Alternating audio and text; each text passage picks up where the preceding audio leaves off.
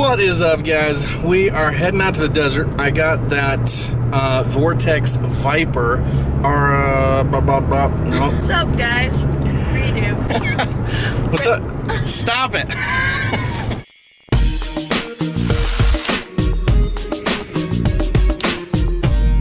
Jen's making fun of me because I have to restart these things sometimes because I don't quite think of an entire sentence. I just think of the first part. And then, yeah. Anyway. Break. Okay. It's time to start. We are heading out to the desert right now to test out the Canik TP9SFX with that new VORTEX VIPER red dot that I got mounted on there in the video that I posted up yesterday. So if you didn't watch that video, go watch that one first. I'll link it up right over here. And then come back to this video where we are going to take it out to the range and make sure we get it sighted in and that it's all going to work out all right. Bang, bang. Whoa. Merca car. Did you see that? I don't know if you guys saw that. It was this Corvette that was like about as Merca as my rifle. You. It was about as Merca as my rifle. It's pretty great. Yeah, ain't it so pretty? This is what we got in our backyard. Got this gorgeous view, and we got steel plates. All right, so we are out here at the range now with the VORTEX VIPER. We're gonna try this out on the steel. We've been shooting a little bit already. Really like this optic, but yeah, so we're just gonna shoot around for a little bit here, and then we'll deliver you our thoughts. Now that the sun's going down, this dot is like hellishly bright.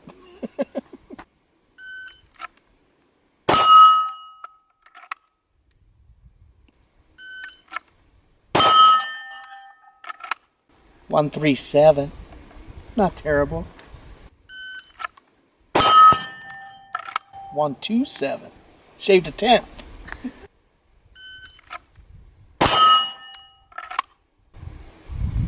Not even gonna tell you.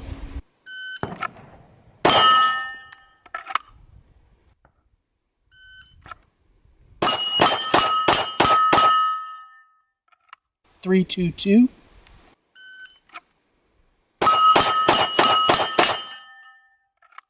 324.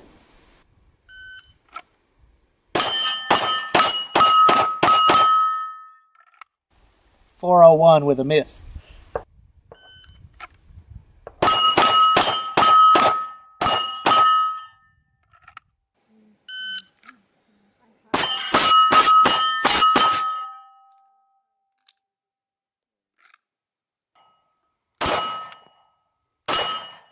Whoa.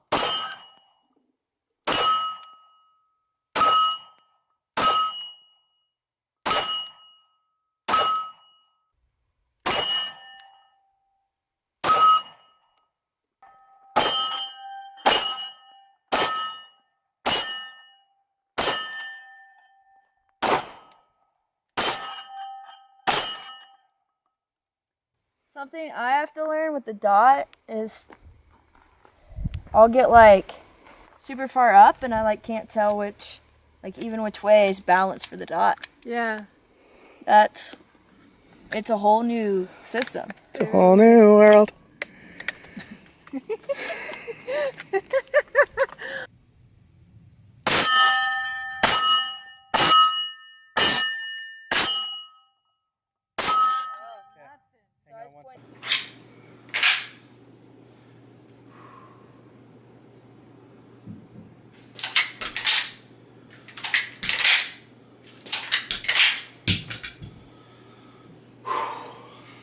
Alright guys, we are back at the house here, just doing some dry fire drills here, just basically trying to acquire that dot, and just getting used to the dot, where it falls, where it sits, you know, after reloads, target transitions, just following that dot, and you know, I really like this VORTEX VIPER a lot. So let's get through a little bit more dry fire stuff and then sit down and chat about it a little bit more. Just doing 2-second par times right now, just trying to build up fluidity.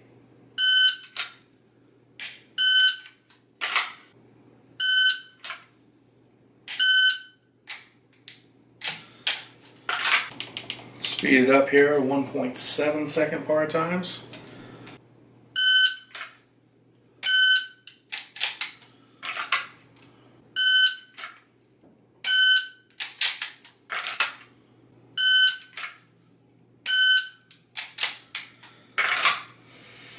We'll speed that up then to a 1.4.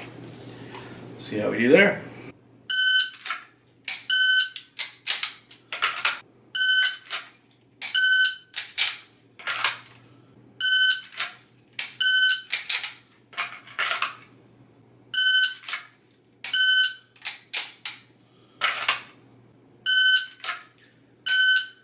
That dot just pops right in there.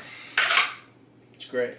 So now we're doing random starts with off the timer for reload, and I have it set for a 2-second par right now, so a little bit long, but basically 2 seconds to mag change, back on target, pull the trigger.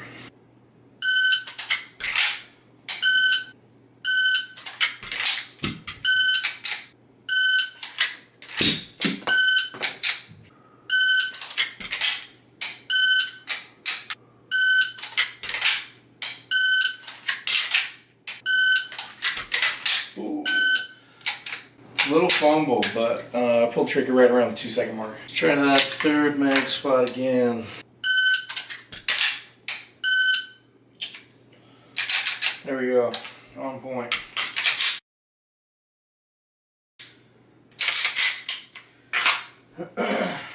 Pull snap cap out. Now let's go talk about it. Alright guys, so to continue talking about the VORTEX VIPER red dot, this firearm is clear here, no magazine, no round in the chamber. So I have taken this out to the range a couple of times, shot it, done a lot of dry fire practice, and I really enjoy this this red dot. You know, it feels really sturdy on the gun. I don't ever feel like it's going to come off.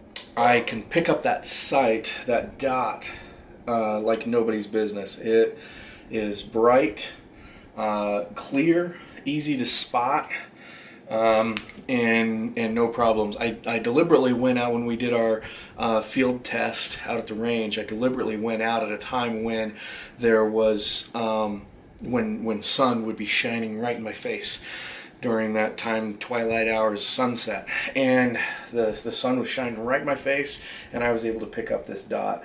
I mean, even right here, I can point this right into my studio light, and you know, just beside it, and I can pick up that dot. Obviously, not a good idea to stare straight into a big bright light. No. What happened? He hates bright lights. But I can pick up this dot, you know, with those lights right in my face, and it's not on its brightest setting at all right now. A couple of weird things about this: the buttons here stick off quite a good distance, making it a little bit of a weird shape, and that just so happens to be right where my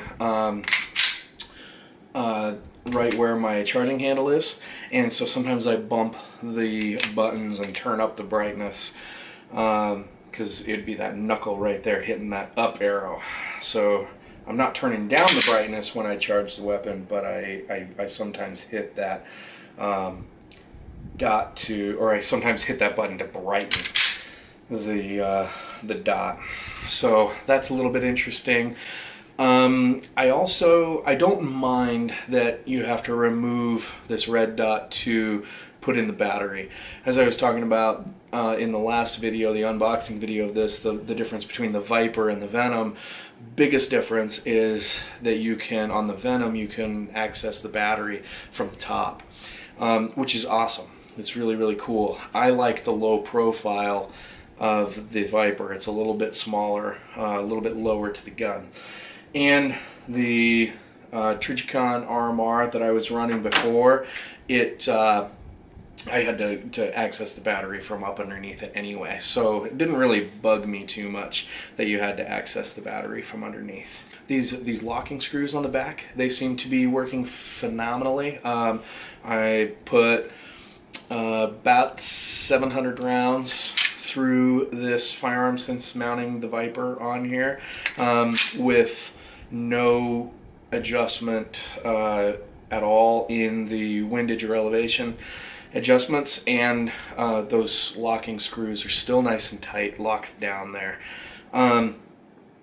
Yeah, all in all, I think it's a great little sight. You know, if you go for a Vortex, I say go for the 6 MOA dot if you're going for a handgun for most like competition, you know, stuff you're shooting relatively close range, like sub 30 yards or so. Then go 6 MOA.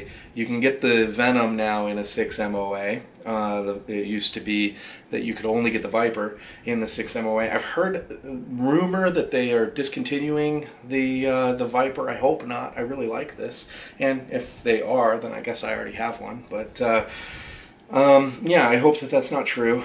I hope that they keep going with this because, you know, I like I said, I really do like it. This window on here is just extremely clear. Really easy to wipe off the smudges and fingerprints and stuff that builds up, dust that builds up on the lens, and it doesn't fog up, and it doesn't you know, doesn't seem to have any problems. And like I said in the unboxing, it is there's like hardly any color distortion between looking through the lens and looking at your background, so that's a really nice thing. The Trijicon RMR does seem to have a little bit of a tint factor to it. You know, the reason that I went with this instead of a Trijicon RMR with the 6 MOA dot is that I didn't want to pay for it, you know.